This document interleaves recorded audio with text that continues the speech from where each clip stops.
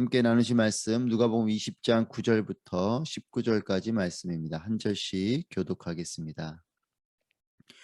예수께서는 사람들에게 이런 비유를 들려주셨습니다. 어떤 사람이 포도원을 만들어 농부들에게 세를 주고 오랫동안 떠나 있었다. 포도를 수확할 때가 되자 그는 종을 농부들에게 보내 열매 소출의 얼마를 받아오라고 했다. 그러나 농부들은 그를 때리고 빈손으로 보내버렸다. 주인은 다른 종을 보냈다. 그러나 그들은 그 종도 때리고 모욕하고 빈손으로 돌려보냈다. 주인은 세 번째 종을 보냈지만 농부들은 그 종마저 상처를 입혀 쫓아보냈다. 그러자 포도원 주인이 말했다. 이제 어떻게 할까? 사랑하는 내 아들을 보내야겠다. 아마도 내 아들은 존중하겠지. 그러나 농부들은 그를 보자 서로 의논하며 말했다. 이 사람은 상속자니 그를 죽이자. 그러면 그 유산이 우리 것이 될 것이다. 이렇게 해서 그들은 아들을 포도원 밖으로 끌어내 죽였다. 그렇다면 이 포도원 주인은 그들에게 어떻게 하겠느냐? 주인이 와서 그 농부들을 죽이고 포도원을 다른 농부들에게 줄 것이다. 사람들은 이 이야기를 듣고 말했습니다. 이런 일은 절대 없었으면 좋겠습니다. 예수께서는 그들을 똑바로 쳐다보고 말씀하셨습니다. 그렇다면 건축자들이 버린 돌이 모퉁이의 머릿돌이 됐다라고 기록된 말씀이 무슨 뜻이겠느냐? 누구든지 이 돌 위에 떨어지는 사람마다 부서질 것이며 이 돌이 어느 사람 위에 떨어지든지 맞는 사람은 가루가 되고 말 것이다. 함께 있습니다. 율법학자들과 대제사장들과 이 비유가 자기들을 가리켜 하시는 말씀인 것을 알고 당장 예수를 체포할 방도를 모색했습니다. 그러나 그들은 백성들을 두려워했습니다. 아멘. 오늘도 우리와 함께 하신 하나님을 찬양합니다. 하나님의 은혜가 그 사랑이 넘쳐나는 여러분의 삶이 되시기를 축복합니다. 예수님께서는 직접 말씀을 하실 때도 있지만 많은 경우 또 비유로 말씀을 하십니다. 사람들이 더 잘 이해할 수 있도록 하기 위함입니다. 오늘 본문은 포도원을 비유로 말씀하고 있습니다. 9절, 10절 말씀입니다. 예수께서는 사람들에게 이런 비유를 들려주셨습니다. 어떤 사람이 포도원을 만들어 농부들에게 세를 주고 오랫동안 떠나 있었다. 포도원을 수확할 때가 되자 그는 종을 농부들에게 보내 열매 소출의 얼마를 받아오라고 했다. 그러나 농부들은 그를 때리고 빈손으로 보내버렸다. 어떤 사람이 포도원을 만들었습니다. 농부들에게 세를 주고 이 농부들이 알아서 경작을 하도록 오랫동안 떠나 있었습니다. 포도를 수확할 때가 되어서 이제 자신의 종을 농부들에게 보내 열매 소출을 받아오라고 명령을 합니다. 하지만 그 농부들은 그 종을 때리고 또 빈손으로 돌려보냅니다. 또 다른 종을 보냈는데 동일하게 때리고 모욕하고 빈손으로 돌려보냅니다. 세 번째 종을 보냅니다. 하지만 그도 상처를 입혀서 쫓아보냅니다. 이 비유는 포도원의 주인은 하나님을 뜻합니다. 그리고 이 포도원은 하나님께서 만드신 세상을 비유적으로 표현하신 것입니다. 종은 하나님께서 보내신 예언자들을 말합니다. 선지자들을 말하는 것이죠. 그리고 이 농부는 종교 지도자들을 말합니다. 그리고 이제 그 뒤에 있는 비유적인 부분에서 아들은 예수님을 비유적으로 말하고 있습니다. 비유적으로 이와 같은 이야기를 들려주십니다. 이 들려주시는 비유의 이야기의 전반은 이와 같은 것이죠. 하나님께서 세상을 만드셨습니다. 그리고 하나님은 세상을 인류에게 다스릴 수 있도록 해주셨습니다. 하지만 인류는 타락하여서 에덴을 잃어버리고 하나님과 단절되었습니다. 하지만 이와 같은 단절의 관계, 원수와 같은 관계를 불쌍히 여기시 하나님께서 제사법을 알려주십니다. 제사법을 통해서 이 죄를 해결할 수 있는 방법을 주십니다.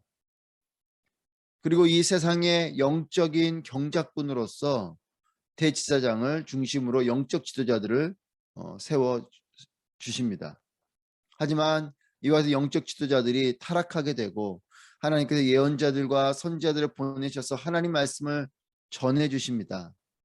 하지만 이들의 선포에 온전히 돌이키며 소망이 있는데 이 거짓 예언자들과 종교 지도자들의 핍박 속에 하나님께서 보내신 예언자들, 선지자들은 외롭고 괴롭고 매를 맞고 고통 속에 버려지게 됩니다. 이 소망 없는 백성들을 사랑하셔서 하나님께서 독생자 예수 그리스도를 보내주시지만 결국 종교 지도자들의 선동에 군중은 예수 그리스도를 십자가에 못 박아 죽이게 됩니다. 이와 같은 이야기를 포도원의 비유로 말씀해 주신 것이에요.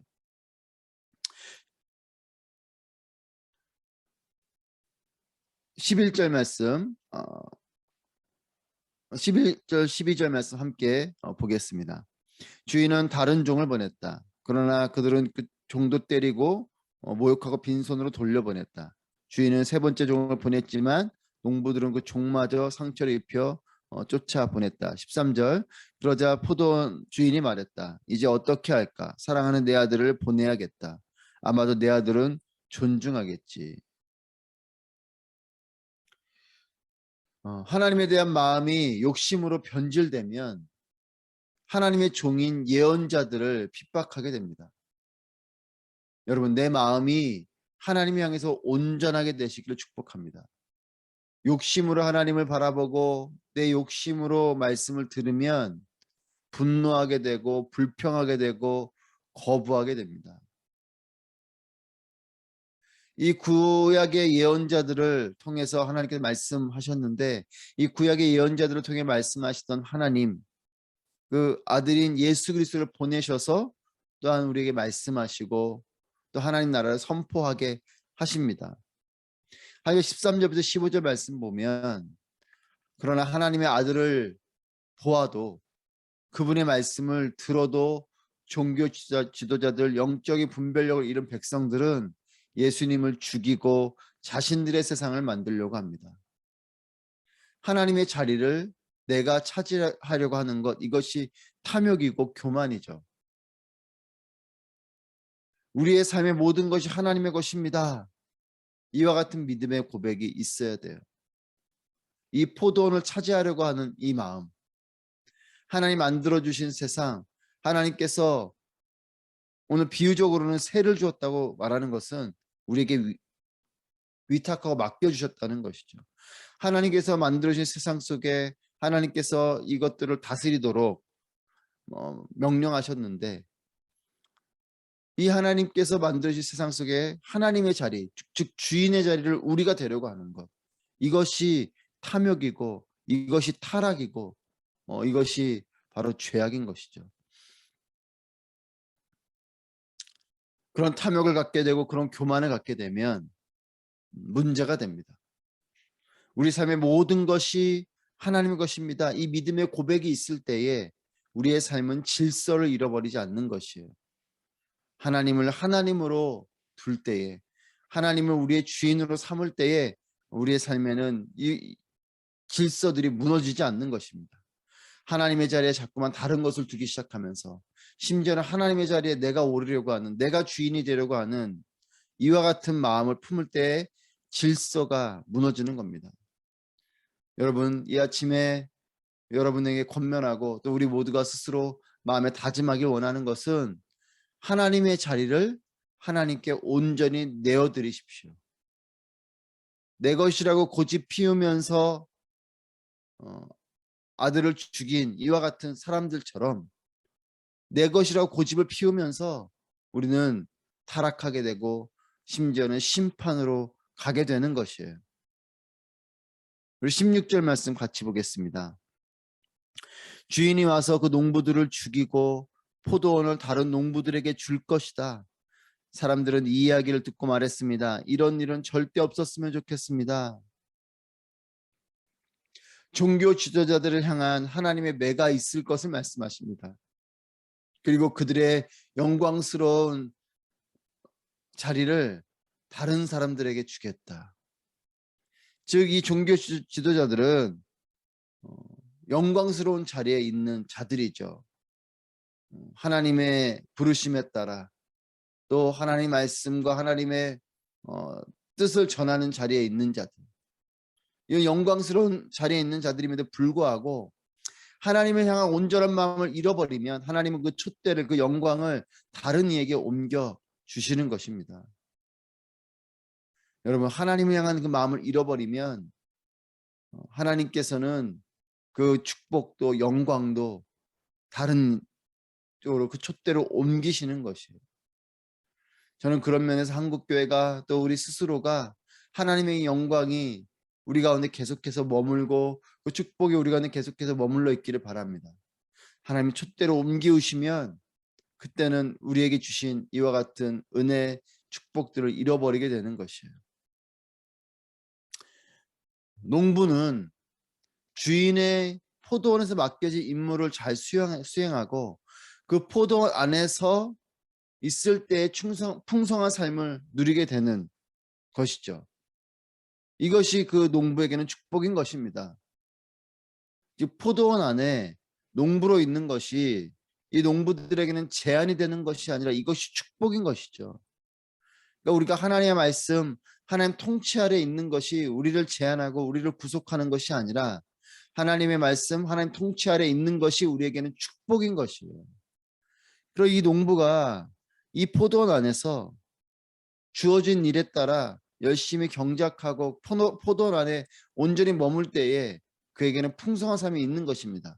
그런데 내가 이것을 차지해야겠다, 내가 주인이 되야겠다 라고 마음을 먹고 그렇게 되면 자신이 자유로워질 것 같고 더 큰 복을 누릴 것 같지만 그렇지 않죠. 결국은 이 포도원 주인에 의해서 징계를 당하고 심지어는 오늘 비유적인 부분이지만 죽임을 당하고 이 포도원을 잃어버리게 되는, 결국은 포도원을 차지해서 본인이 더 행복할 것 같지만 그렇지 않습니다. 포도원을 내가 차지할 수 없을 뿐더러 포도원을 잃어버리게 됩니다.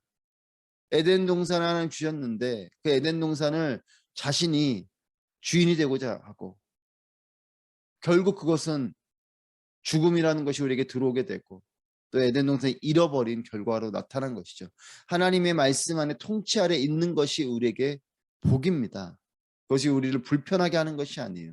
여러분, 말씀을 순종하는 일이 나를 불편하게 하는 것이 아니라 말씀을 순종하는 그 일이 나에게 복된 일이 되는 것입니다. 하나님 말씀 아래, 하나님 통치 아래 있을 때 우리는 복을 누리는 것이죠. 여러분, 탕자의 비유를 우리가 다시 한 번 더 기억하기 바랍니다. 여러분, 아버지가 좋은 분이시기 때문에 풍성함이 있는 거죠.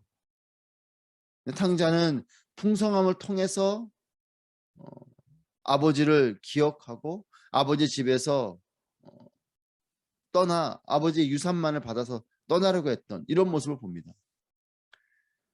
여러분, 아버지의 집에서 아버지와 좋은 관계로 있는 것이 축복인 것이에요. 아버지의 집을 떠나지 않는 것이 축복인 거죠.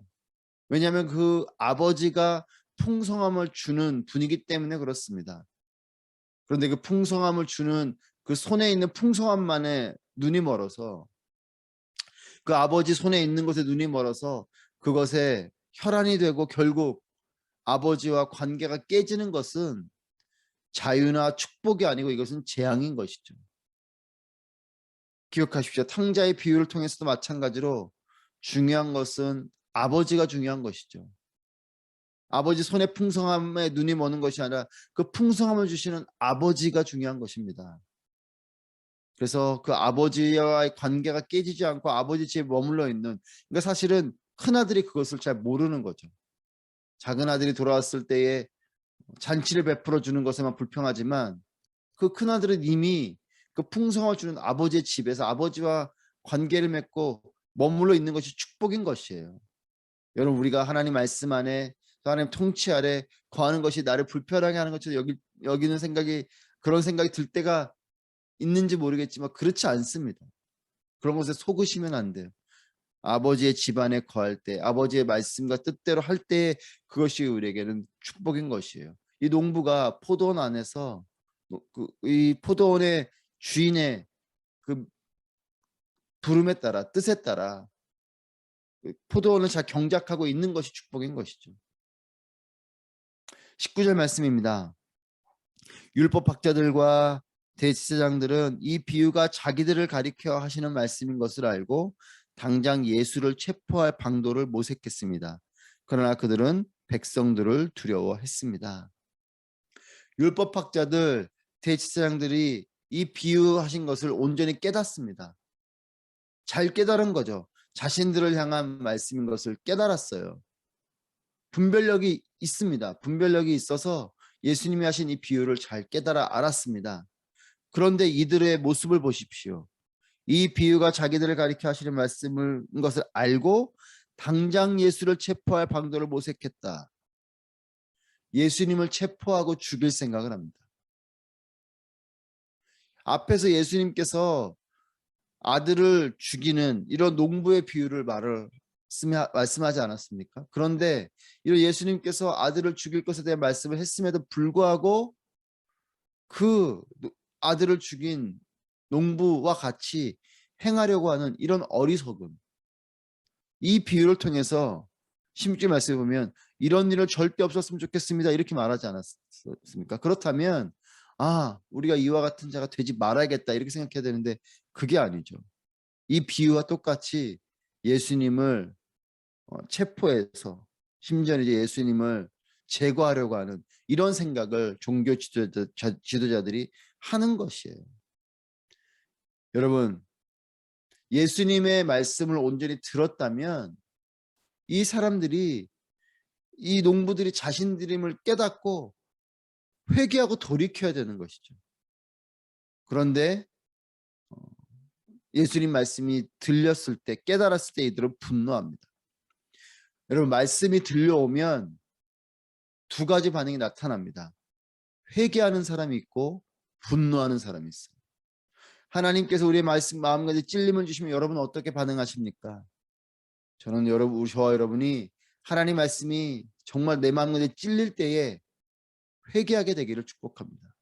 어떤 사람은 찔림의 마음이 오면 분노하는 사람이 있어요. 예수님 말씀을 들었을 때에 온전히 엎드리는 사람이 있고 그 말씀을 들었을 때 분노하는 사람이 있는데 여러분 똑같이 분별은 합니다. 예수님 말씀을 들었을 때 똑같이 분별은 하지만 반응은 정반대인 것이죠. 어떤 사람은 회개함으로 온전히 예수님께 나아가고 어떤 사람은 분노하며 예수님께 등을 돌리고 예수님을 멀리하고 오늘 종교 지도자들은 예수님을 체포하고 죽이려고 하는 이런 마음을 품게 됩니다. 여러분 하나님 말씀이 들릴 때 순한 마음으로 하나님 말씀을 받아들이시기를 축복합니다. 하나님께서 깨닫게 하시면 잘 깨달으십시오. 그리고 찔림이 있을 때에 놀라거나 분노하지 마시고 엎드려 회개하십시오. 의사가 나에게 고통을 주는 것은 나를 치유하기 위함이죠. 그 의사가 나에게 고통을 준다고 분노하고 원망하고 뛰쳐나가면 회복은 없는 것이에요. 치유는 없는 것입니다. 우리의 영적인 질병, 우리의 죄 문제를 다루시기 위해서 우리에게 때로는 힘겹고 아플 정도의 찔리는 말씀을 하나님께서 주실 때에 우리는 그 말씀을 온전히 받아들이고 고통스럽지만 여러분 회개는 고통스러운 것이에요. 내 죄가 드러나는 일이 어떻게 좋겠습니까? 부끄럽고 고통스러운 일이죠. 하지만 그 일이 우리에게 있어야 우리가 온전한 회개를 하게 되고 우리의 죄의 문제가 해결되기 때문에 하나님은 우리에게 분명히 깨닫게 하시는 것입니다. 주님께서 구원하시는 가운데에 내 내면을 아프게 하는 일들도 있어요. 나를 치유하기 위한 하나님의 손길이 거기에 있는 것입니다. 하지만 이런 아픔이 있을 때 이것이 구원의 일인 것임을 기억하십시오. 나를 회복하는 일인 것을 기억하십시오. 아프지만 주님 손에 맡겨드리고 회개하고 돌이키고 그분 발 앞에서 치유되는 여러분 모두가 되시길 바랍니다. 포도원의 주인 되신 하나님의 손길 아래 하나님의 울타리 안에 온전히 거하시기를 축복합니다.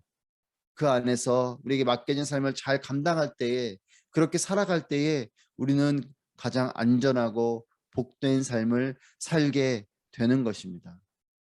여러분 오늘도 우리에게 귀한 날을 주셨습니다.